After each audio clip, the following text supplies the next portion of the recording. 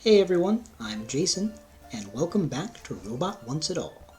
Today we're playing Robot Wants Ice Cream. Specifically, we're going to play the classic map and try to beat the level in under 17 minutes after obtaining all of the robot upgrades.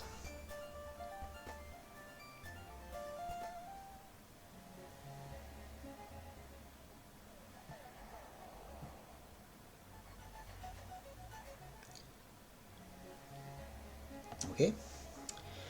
It's the year 20XX and a week or two. Fed up with shenanigans, Robot ejected Kitty into deep space. Now he and Puppy are heading to the Happy Ice Cream Planet to get some ice cream. Unfortunately, Happy Ice Cream Planet is many parsecs distant, so Robot fires up the Christostasis pods and settles in for a relaxing 10-year nap. Yes, robots also need Christostasis. It keeps their circuits fresh. When they finally arrive at Happy Ice Cream Planet, things are not as they had hoped.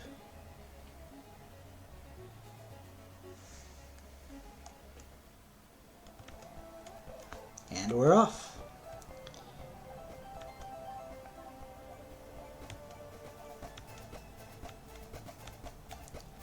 So in the bottom left of the screen, you see the various power-ups that you can collect, as well as the progress bars for the number of those types of power-ups that you have compared to the number that are in the game.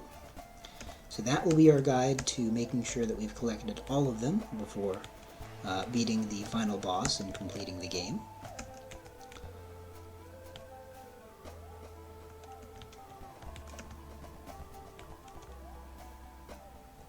So this is the first mini-boss, and as you can see, a lot of the enemies in this game are robots as well, just like our protagonist. And there's the mysterious K on the side of the robot. Whatever could it mean?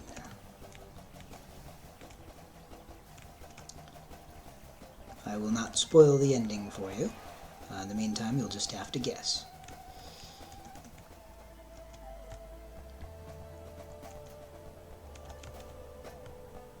So, getting to the save points recharges your hearts, which are the number of hits you can take before you die.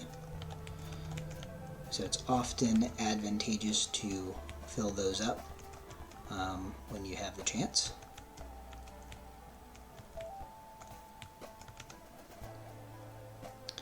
But yeah, the way that the game's user interface is set up is very satisfying to do 100% collecting all the upgrades, because you can measure them quite easily depending upon how far the progress bars are at the bottom of the screen.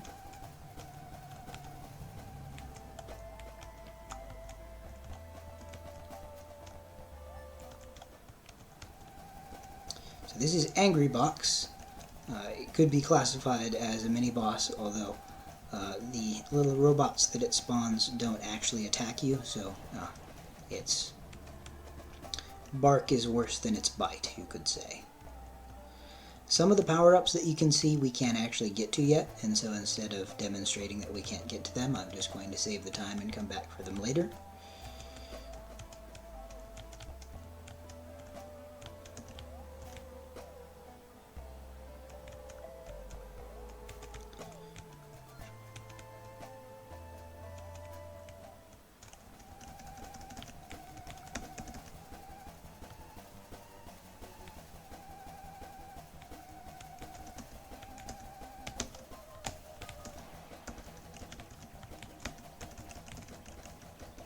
So we see another tank here. The first one, it also had a K on it before we got to its secondary stage. That K looks like it could be important.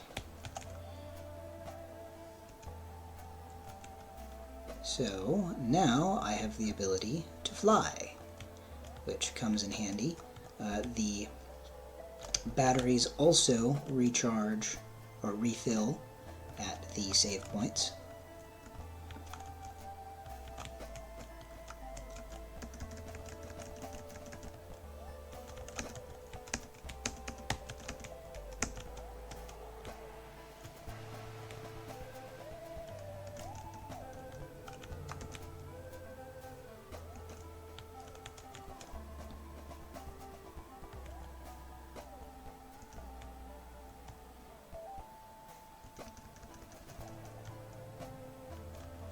And here we get the most important power-up. It's hidden away on the side of the map. The Bananarang! So that helps out a lot and makes the game considerably easier because it makes for more powerful bullets for yourself, which comes in quite handy.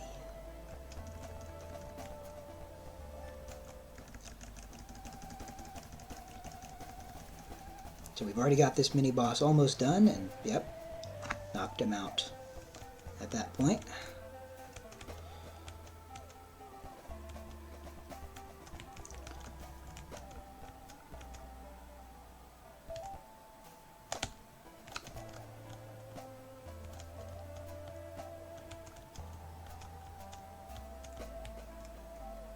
Probably the quickest way is back the way we came.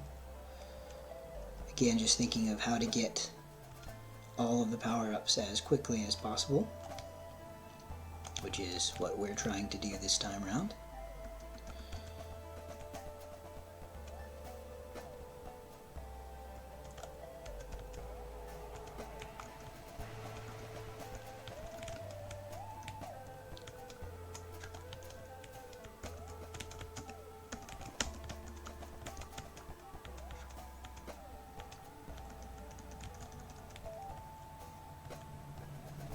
And someone is dropping bombs on us. Perhaps we will find out who later in the game. Again, there's that K again. Who could it be?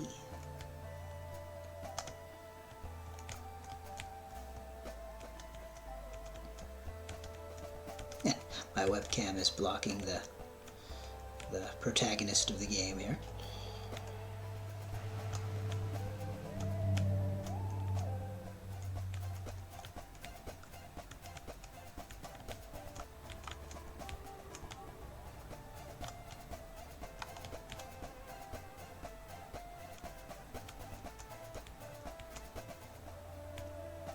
Okay.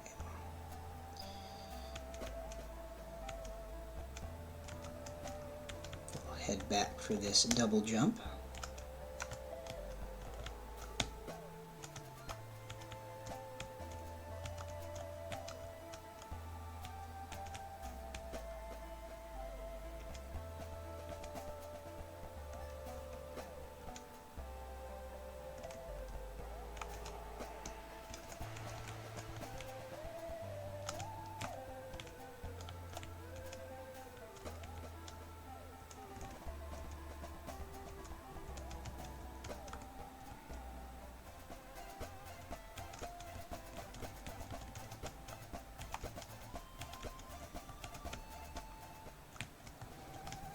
Okay.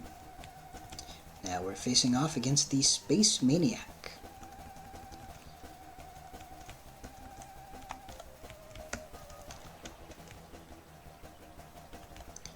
So one of the power-ups I have allows the puppy to fire out of a little mini spaceship there.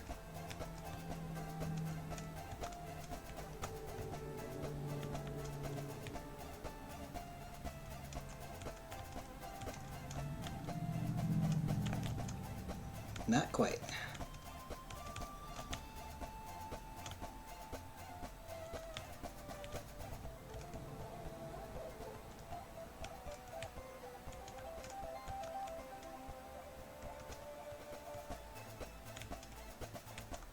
Okay.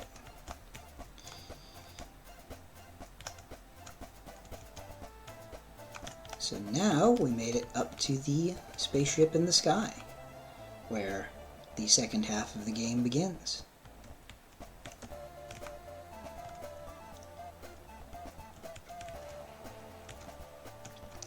So as you can see, we have different enemies here. The purple ones are anti-personnel mines. They blow up if you don't blow them up first, once you get within a certain radius of them.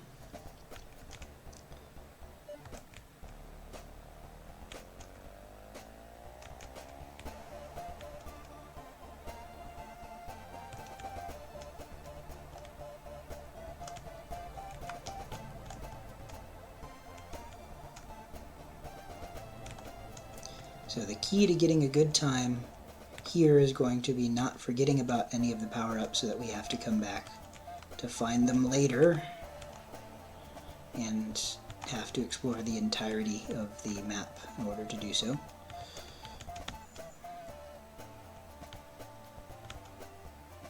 Takes quite a few hits to kill a lot of the enemies in the spaceship.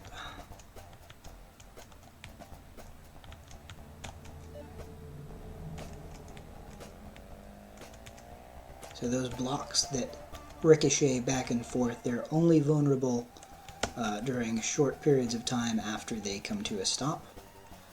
Otherwise, they can't be harmed, particularly when they're moving.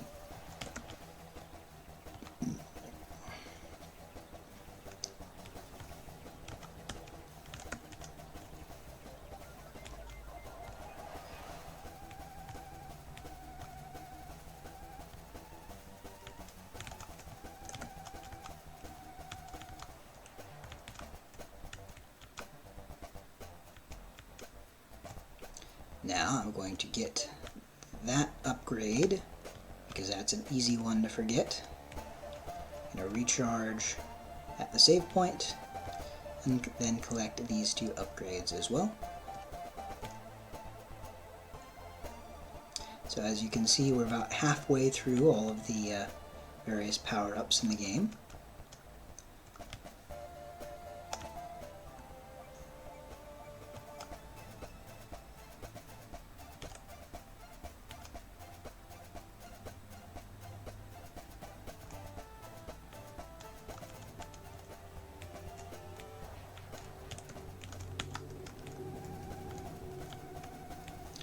Here we're facing off against Security Core Alpha, another mini-boss. There are lots of mini-bosses in Robot Wants Ice Cream, but it helps having both you firing your bananarangs and your puppy as well. And so that is the first security core down. We have to take out both security cores in order to progress to the final boss of the game, at the very top of the spaceship. And again, you can see that there is a K on a robot at the top as well. And took out the block. There we go.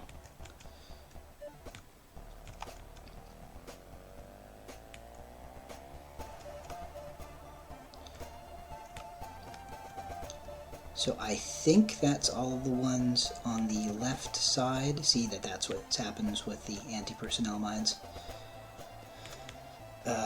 So we'll be heading to the right next.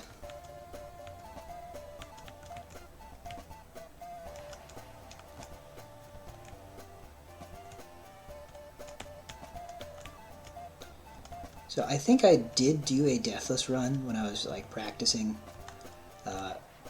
this game for this speedrun, but that's a very difficult thing to be able to pull off, like on command, you know, for the camera, because there are lots of things that can kill you along the way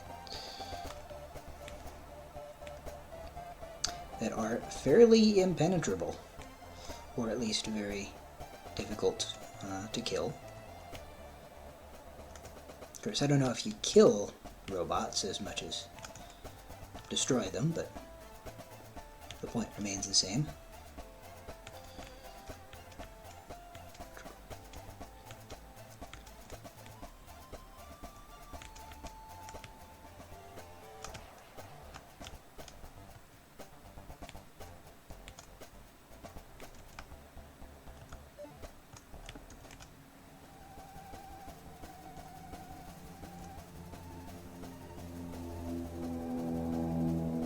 I'm sure you can hear that car going by outside.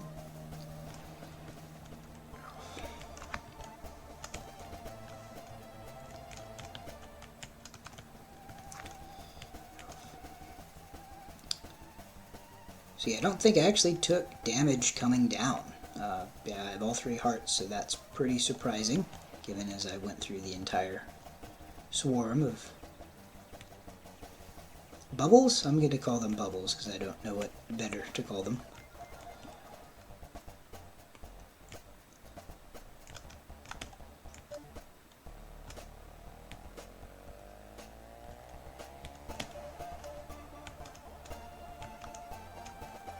Nope. So, I don't know if you saw that, but that is my low battery warning. So, I will be right back.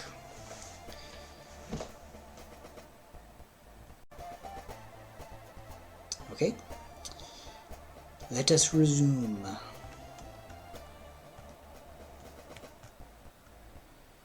So back this way will be the other security core we need to defeat. Glad that there is a save point there.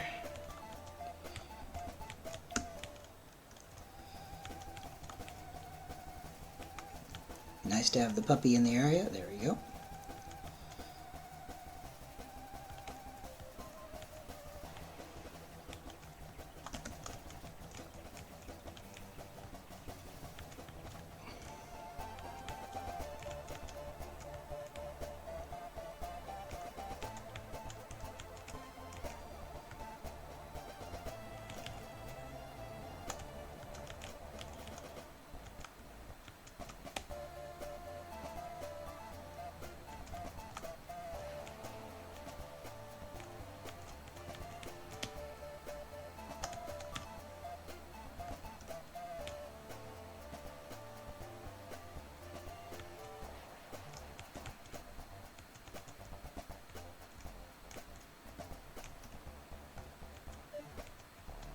So we've collected quite a few batteries at this point. Probably the easiest way to get the remaining power-ups is to head back this way.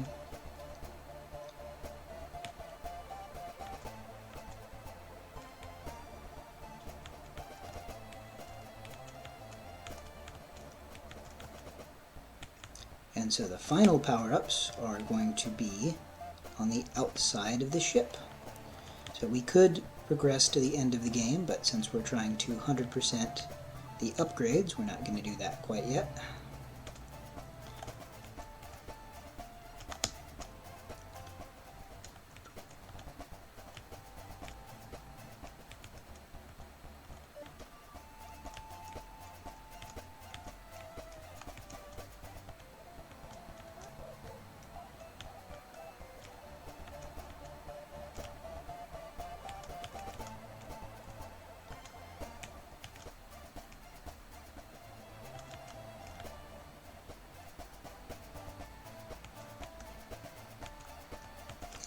So yes, we can fire lots of bananas very quickly now, because we are very close to having all of the upgrades.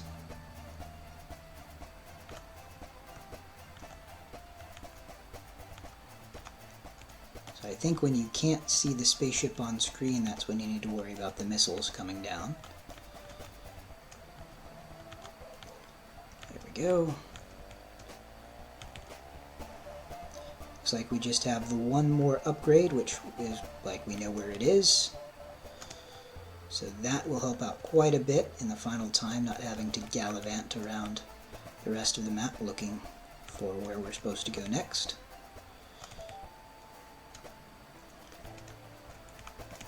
And at the end, when you collect the ice cream, it does take time off of the timer, so we should be able to get below 17, which is our goal. So now we're up against the final boss, and we can progress through the stages fairly quickly there. And it's the kitty! The kitty has come back to seek revenge and set up all of these different traps and enemies for us on the ice cream planet. And that gets us below 17. 16 minutes and 17 seconds on the in-game timer. So the robot got ice cream, but robot has no mouth. So all of that, and you can't even enjoy the ice cream. But that's the ironic ending for Robot Wants Ice Cream, which, after much effort, we finally achieved. So let's see what badges we got this time.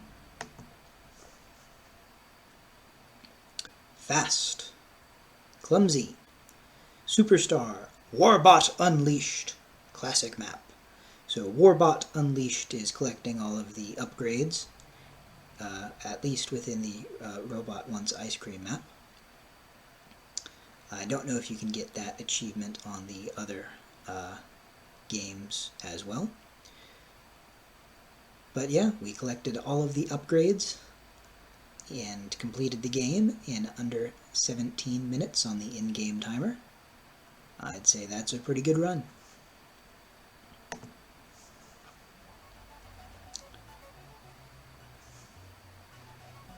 So my best time with any percentage of upgrades is 11 minutes and 52 seconds. But I'd say it's pretty impressive with the Warbot Unleashed under 17. So once again, thank you all for watching. I've been Jason. Join me next time as we play another game.